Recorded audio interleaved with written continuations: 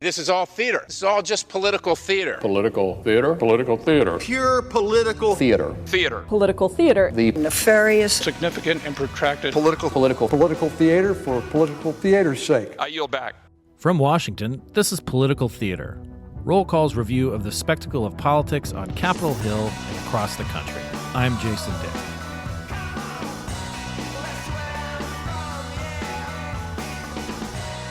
Welcome back to Political Theater. We got a great show because we have two great guests. Two Roll Call alumna, Christina Bellantoni, former editor-in-chief, and Neda Semnani, former Heard on the Hill columnist. The years since they left Roll Call have been epic for them both. They've moved to the cultural capitals of Los Angeles and New York, worked at high-profile journalism outlets like the LA Times and Vice. They started families. They became professors at the University of Southern California and Penn State University, and they're currently on trips showing their students Washington on whirlwind visits. So we're not worthy.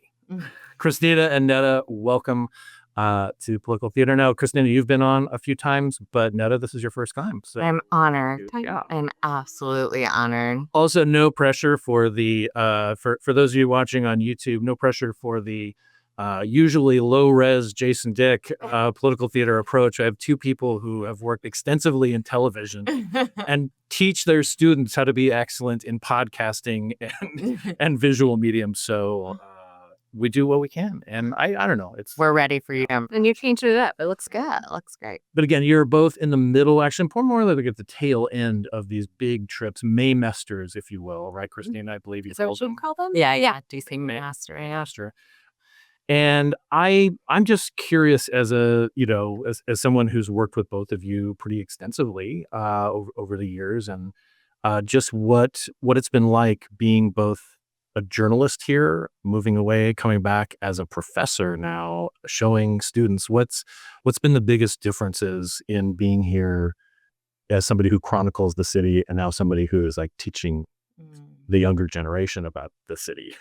Well, Christina's done this several. I'm curious because she has several Maymesters under her belt. A few.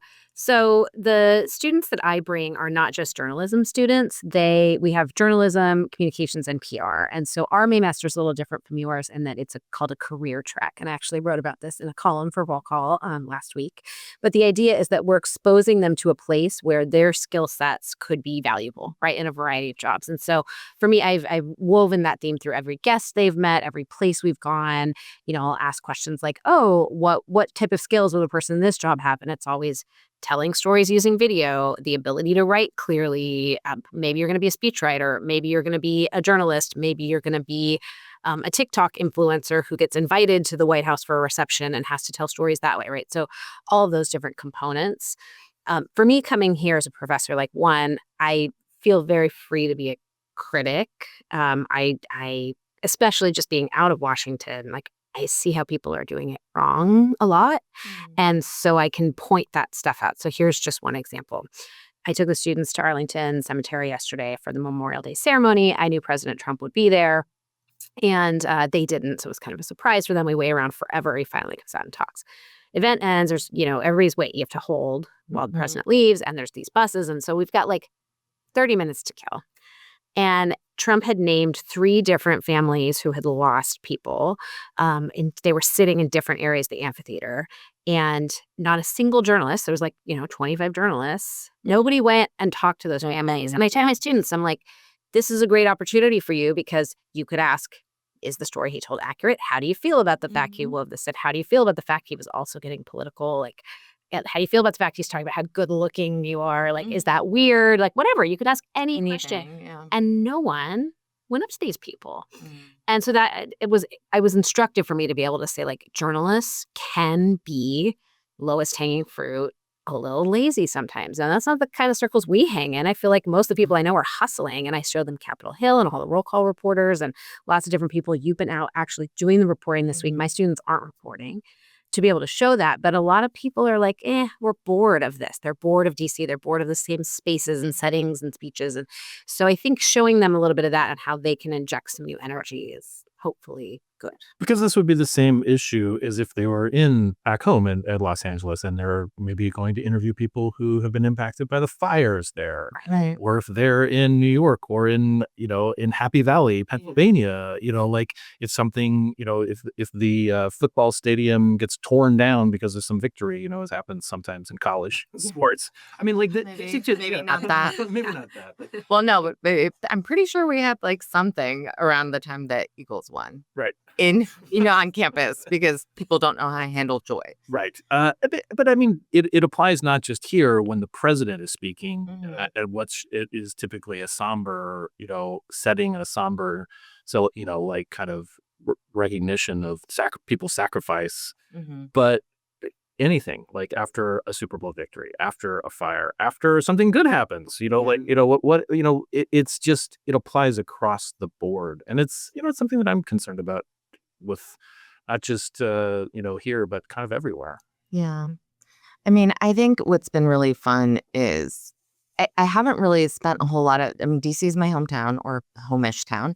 But I haven't had time to actually be here because, I come back and see family. I don't really get to see my friends, my journalism friends as much.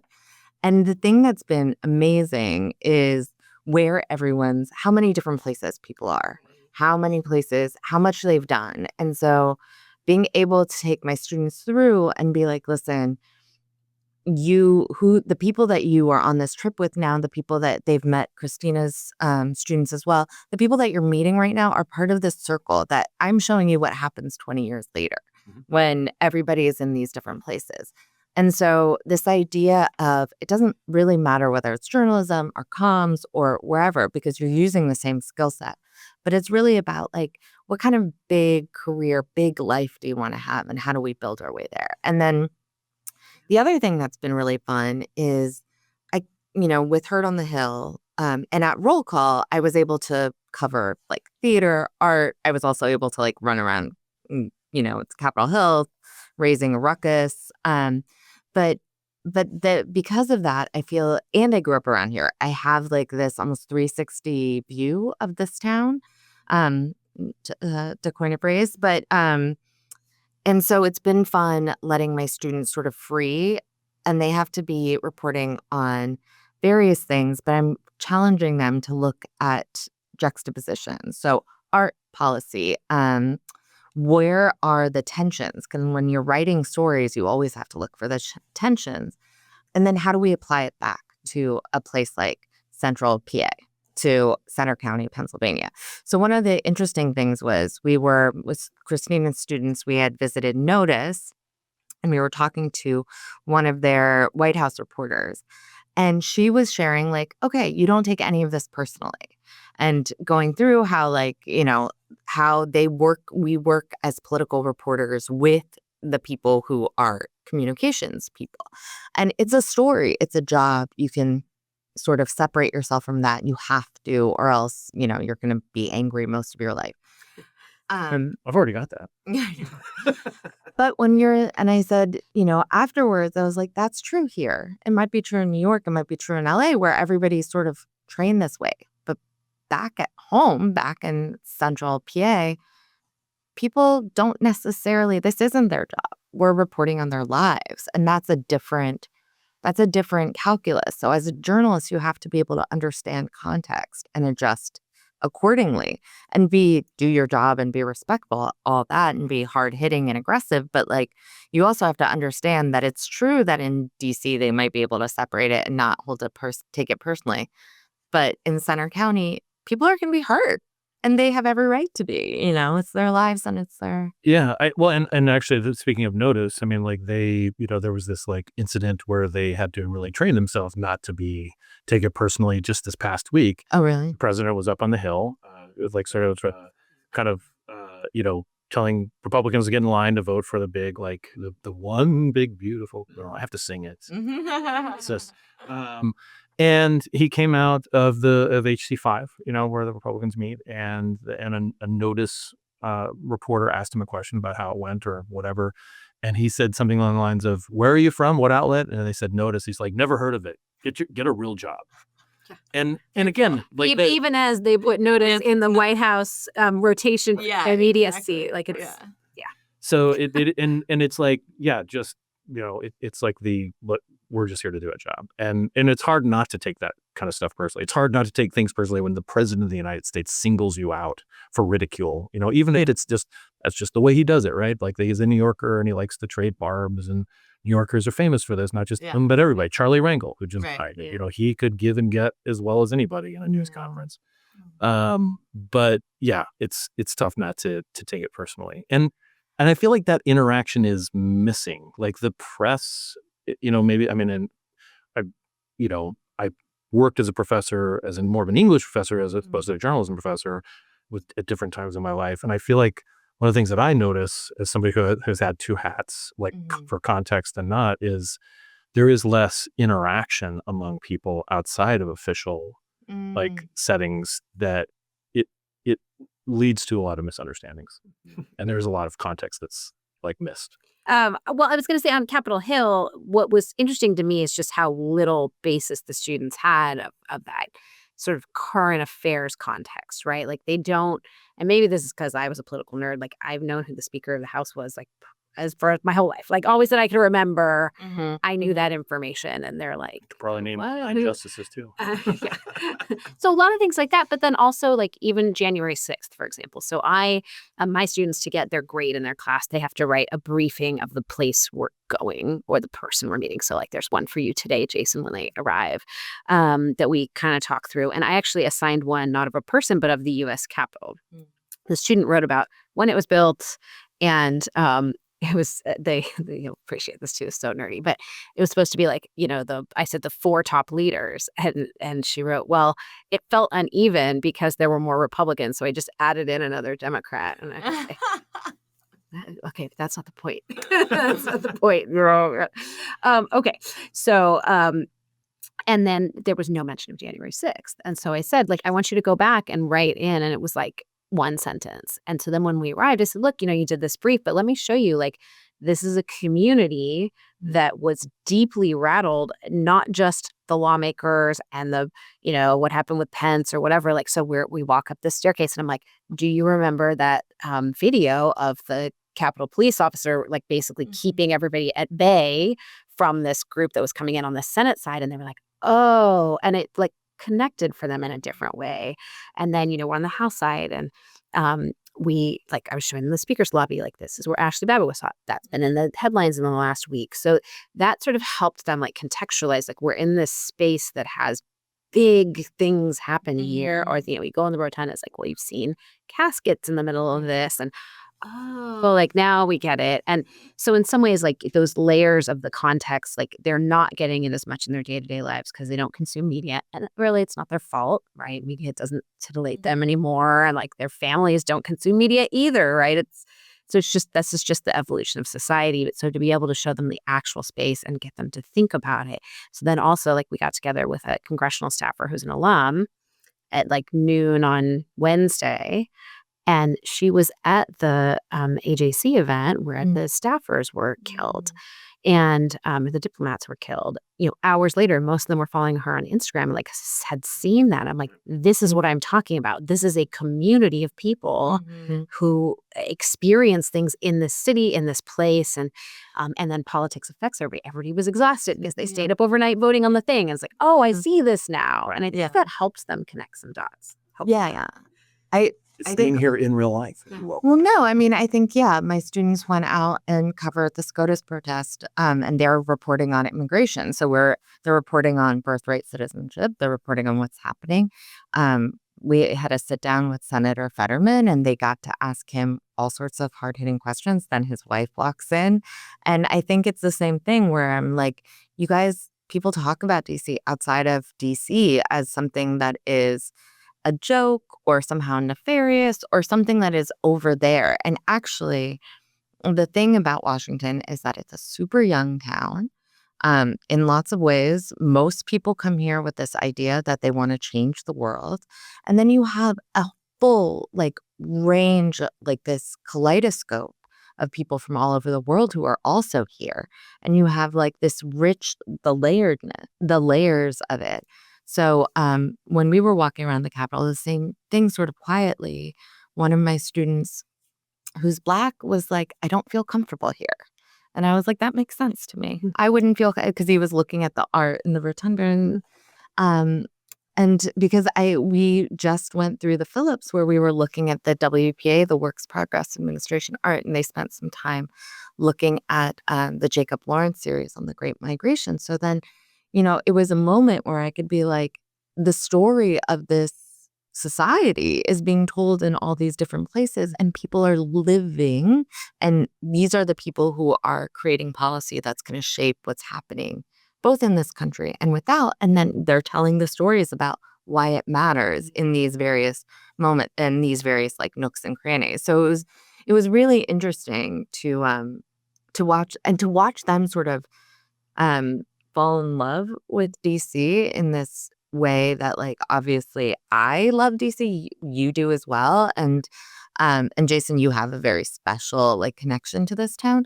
But I think for a lot of people, it's been made 2D in a way that I don't think is particularly helpful. Like politically, it makes sense why they've made it that way, why they've flattened it. But I think it actually does us a great disservice. Whenever people talk about the swamp or like how corrupt things are or whatever, I try to remind them that like there is a DC, a community that's been here for a long time, but the most of what they're referring to are people who they've sent here. Yeah.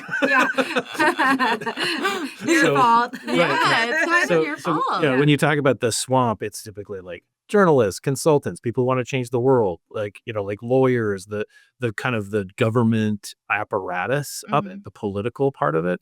And it's like, all those people are from Pennsylvania, California, Iowa, Illinois, Florida, places that sometimes, reserve their harshest criticism. That doesn't mean we're above criticism by any means. No, we deserve it. Yeah. And we should have it. But that's part of this open conversation where it used to be, I think there was a little bit more awareness of like, this is a place where people are sent to represent the rest of the country, not just to be like this punching bag. Right.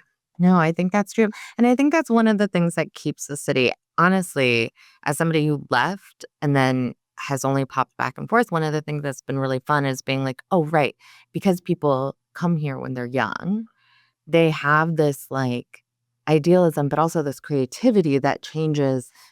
The city looks different in a way. I was telling somebody, I was like, New York has this reputation for changing all the time. And it's true, but that you still recognize it. And there are areas of DC that I just do not recognize. Definitely. For better or worse, right? For better or worse. But some of it is just like there's so much art everywhere in the city that people don't even consider. And it's also not overwhelming in the way that New York is. I mean, like New York has, just Manhattan itself is just so, it feels like it's closing in on you sometimes. It's gorgeous too, when you see the Chrysler Building or something like that. But it's also, there's millions and millions and millions of people. It's like here, like the tallest buildings are a few stories high. And there's about 700, 800,000 people who live in DC, more obviously in the hinterland part of the suburb and so forth. But it's not so overwhelming like other cities. Walk in and get to know your way pretty easily. I had somebody describe it to me as it's as if we're like down in that bottom part of Inception where you're like building your own world. That's what like the Union Market area looks like now. Like, wow, so funny. this is what I would put here. That's so funny. Yeah. It's funny. I was just thinking of Inception too right before you said that. It's like, I will tell you one of the things that's funny about being a professor when you're also a working journalist at the same time is that I watched my students get a couple tips and they're still new reporters. And the whole point is for them to learn. So it's how much do you push? How much do you like send them in the right direction, but let them make their own decisions. So they got a tip because they were at SCOTUS from like 4 a.m. So they got all these really good stories from people. So they got these great profiles. And then they were spending a lot of time in Annandale at this immigration hearing. And so one of their sources tipped them that, ICE has been sitting outside of these courts because they've been there. And so they saw them and And so they told me a couple days later, oh, and I was like, wait, how long have you guys had this for? But it was a great teachable moment because then I was able to say, okay, look, this is like leading all this is a big story. Major news. And this is what happens. Well, This is why this judge in Wisconsin got it. yeah. Yeah. Yes. And like I felt like it was a low stakes way to learn that lesson where like if you were on deadline and you're a cub reporter and something comes along and you're like, well, I have this other story to write. I have these other places to be. I'm going to let this one slide because your news sense hasn't quite been adjusted yet. Where this was a way to be like, if you jumped on that story, like you could have broken news. So that was it. We've also been talking a lot about like the relationship building, right? Particularly the relationship between like communications professionals and journalists. And they hear it again and again from all these guests that we're meeting up with. Like, oh, well, I knew this person. I was able to call them, or this was helpful. Or like, you're going to maybe go get a job. You're going to talk to the reporters that interact with that job before you talk to the principals of that job because you just all know each other. And so we've had some conversations about like, well, what do you let slide and what's ethical in that way? Like if you know some information, and so I always said like, look, I've made many decisions where it's like, is this micro scoop that might get me like 30 seconds of a mention in Playbook or something worth like damaging this relationship with this person who's going to give me a major scoop someday and or who I like a lot personally. But then like those are ethical questions that we all go through. And so it's like, kind of nice to like talk them through these scenarios. Like, here's how you would see this happen.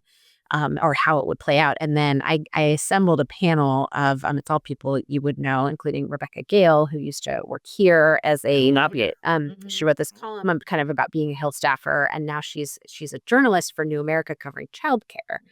And so she was kind of talking about that, but she's been a PR professional. Anyway, and so it turned out like several of the people in the room had been like, oh, yeah, like I was up for that job. Like this person's like, oh, and then I got this job. This person's like, oh, I was the finalist for that job. And like how small this community is and why that can be like beneficial in some ways, but also like you got to be really careful in some ways. And then the whole like, we're in a restaurant like behind me and what does that look like? And so all of it is like useful for them to kind of get a sense of because they're interacting with all sides of this and not just the source side. I wish they were doing a little bit more journalism, but that'll be for my next trip. Yeah. And then we'll play it that way too. So what's been the highlight of this trip so far? I mean, like both of you have, I mean, again, Neda, it's 18-day trip, right? With your No, I'm kidding. So it's can I tell you one little story? Of course. So I was telling Christina that, I was actually, I was about to tell you when we had to become professional, but I realized that like now. When did that happen? I mean, should I button my shirt? Should I have you put a base up on fire? But I realized I was because I have a 4-year-old, I don't get to watch TV as much, except so being here, one of the great delights is being able to watch television and watch trash. And so I was watching Temptation Island where they keep everybody. That show's still on? Yeah, and it's excellent.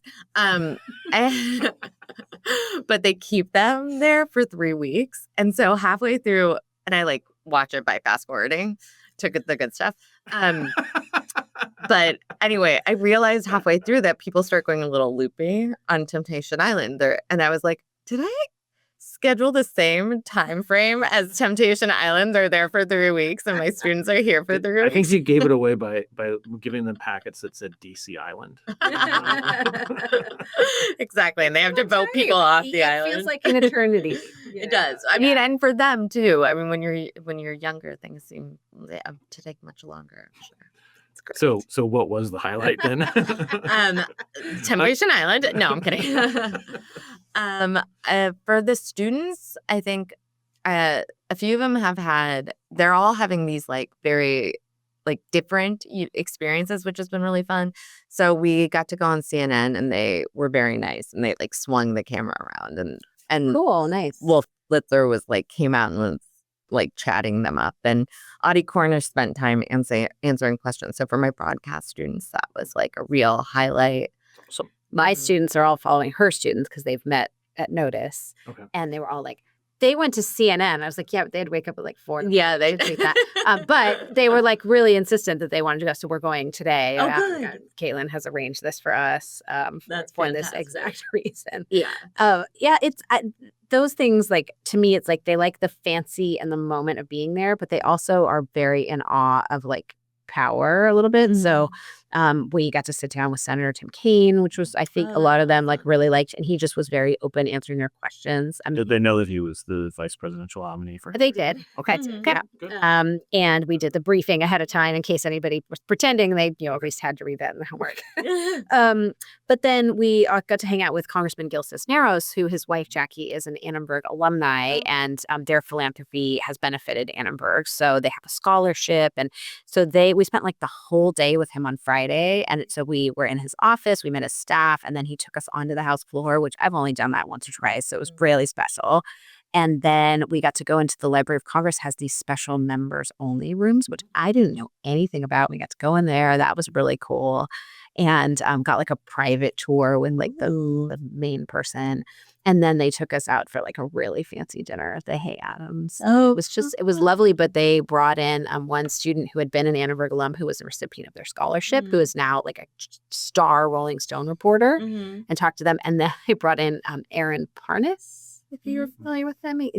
I didn't know who he was before this moment, but he walked in, the students were like, oh my God. I was like, what is it? And it's like this guy who's made himself famous on TikTok doing news to the camera, like in his hand. He doesn't even have a tripod. And like they were so much more impressed with that than anything else we had done, because that's what they consume. And they were like, wow, we're meeting this like real life celebrity. And I was like, you met we hung out with Paul Kane, like, come on. But it's, you have to kind of meet them where they are and what they consume, what they think about. So I think that was the highlight for a lot of them. Today's going to be a highlight because all week I've said all roads lead to roll call. Like everybody they meet has some roll call connection. We met people like, and this is my third stint kind of working with roll call, which is cool. And so it'll be nice for them to like actually get to see it, I think. Even and at CNN, we've even got alumna. Yeah, we ran into Jackie Christina just as we walked in, actually. Well, she was on Audie's panel. Oh. Yeah. But Jake Tapper. Who did the 60th anniversary cover for Roll Call, a riff on Animal House. And Simone Pathé, who edits their White House coverage. So, we've got some people who came back. Andrew Menezes, our campaign editor, was here, and then he went to CNN and he came back. So, yeah, it is weird how much it's the contacts, spread out over the years, especially if you hang around forever like me. Well, thank you guys. I mean, this has been a lot of fun. I mean, we could go on talking, but we also have to retrieve your students down in the main lobby in a few minutes. But of course, and actually, Neda, you may not be aware of this. Christina knows about the words of the week. It's multiple words of the week. We even do like sort of a Wayne and Garth transition to it. So, but I thought that the words of the week appropriately are ones that you may not hear often in place of recess, but it's district work period or state work period. This is the artist also previously known as recess. Basically, it's when members of Congress have no floor schedule to attend to and are historically, theoretically back in their home districts or home state, attending to constituents, holding town halls. Some of them are holding town halls, talking to the Kiwanis Club, whatever, that kind of stuff. Theoretically, they use these weeks to just reestablish their contacts. Sometimes they end up in places that aren't necessarily their districts, but happen to have a lot of golf courses and fundraisers and things like that. Or like Iowa, New Hampshire. Right. If you're running for president, we'll see a lot of people head to those early states, South Carolina, and New Hampshire and Iowa, like I said. But the upshot, when you see district work period or state work period, and I realize that's a lot. Alan, sorry for having to jam all those words, 6 different words in the words of the week.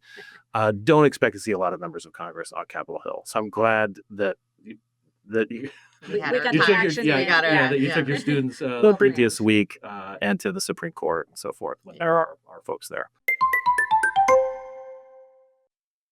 Can I make a plug for something? Please, Just, yes. the thing about these young people, like they consume media differently than we do. And they're still learning a lot of the historical context, but they understand today's landscape really well. So, if you encounter a college student who's like eager and wants to work in Washington, like hire them because they're gonna hustle.